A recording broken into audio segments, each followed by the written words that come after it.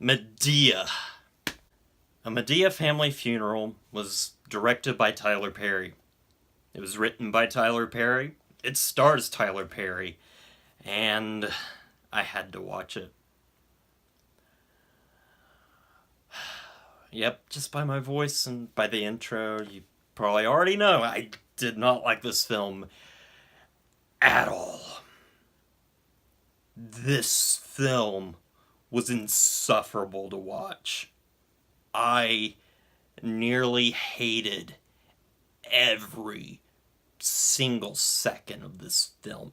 Every single scene, every single frame. I hated this movie. I guess I'll talk about it. Well, the film is the final Madea film. I have had the privilege of never seeing any of the other Madea movies till this one. And if this is telling of what the others are like, then if I ever watch them, oh my gosh, I'm not prepared, because this was horrible. Just straight up bottom of the barrel, just terrible. I hated this film, but we'll save that for later. What is this film about? Well, this film, being the final Madea film, is about Madea's family as they are preparing for an anniversary of a relative of theirs, and the relative dies. And they have to prepare a funeral for him, and hijinks ensues, and there's also a bunch of sexual revelations with the family, and it's a big soap opera, and it's, a comedy, and the movie can't choose what it wants to be. Now, I will first off go into my positives, because by what you've seen so far of this review, you would think I would have no positives for this film. And I do have some positives for the film, and they are very slim, and I mean, minuscule. Okay, so the positives I have for the film. Every now and then, the Tyler Perry character that he plays, which is the old man, I don't know what his name is, I don't care what his name is, but every now and then, I got a chuckle from him. It was a slight chuckle, but it was a chuckle nonetheless, and every now and then he had something funny to say that I kind of chuckled at. Also, Tyler Perry, when he's just playing normal Tyler Perry in the film, I found his reactions and stuff kind of funny, because he's kind of the everyman, and there's some pretty dumb stuff that happens in this film, and I got a laugh out of his reactions. Now, there's one of two things with that. Either I just don't understand comedy, and, I found this really bad humor, really funny for some reason, and I don't know what comedy is.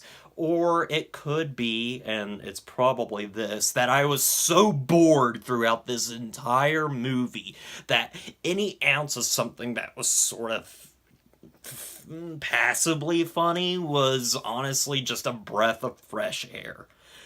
And that will end it for my positives, except for when the movie was over, of course.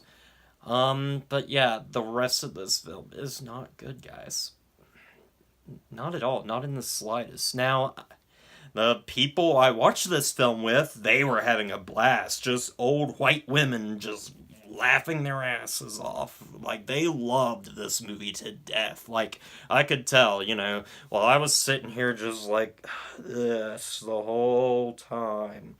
Everybody was cackling in the film, and I couldn't stand it. Now, I know there's some people, such as my friend Larry, that has these films as sort of his guilty pleasure, and, that's great. I can't. I just couldn't find myself to enjoy this film. And you guys know me. You guys have seen my reviews. You know that I try to be fair with films. I really do. When people say, like, this is a terrible, terrible film, I go into a film being like, maybe it's not as terrible as, they say. And usually I come out with more positives than some of my friends, such as some of my friends think that The House That Jack Built was one of the worst films they've ever seen. And there was a bunch of positives I had with the film, even though I didn't think it was great or anything. And I always go into films, trying to find some bright spots, and there was barely any bright spots I could find in this film, except for what I've already stated. This film is basically two films in one. It is a comedy, and it is also a soap opera, soapbox drama thing, and the two do not mix well at all, and the stuff that's supposed to be serious comes off as funny and just miserable. Everything in this film I just felt miserable watching. The stuff with the family members, not counting Tyler Perry's antics, are just awful to watch. The acting is not good. Everybody seems bored. The direction is lifeless, and the film looks very cheap and rushed together. The film is rushed together, and you can tell that because there are moments in this film, such as when Tyler Perry is using the phone and he puts it in his pocket, and you can see another phone in his pocket. Like, this was the prop phone, and here's his actual phone in his pocket. Now, either that was a joke or something, or, just terrible planning and editing and all this stuff, and also this film at times doesn't look like a feature film at all. At points, it is filmed like a sitcom at points, and just looks terrible. His film that came out last year, Acrimony, looked like an actual film, and I have to praise that film even more because at least it felt like a film, and that film was my guilty pleasure of the year.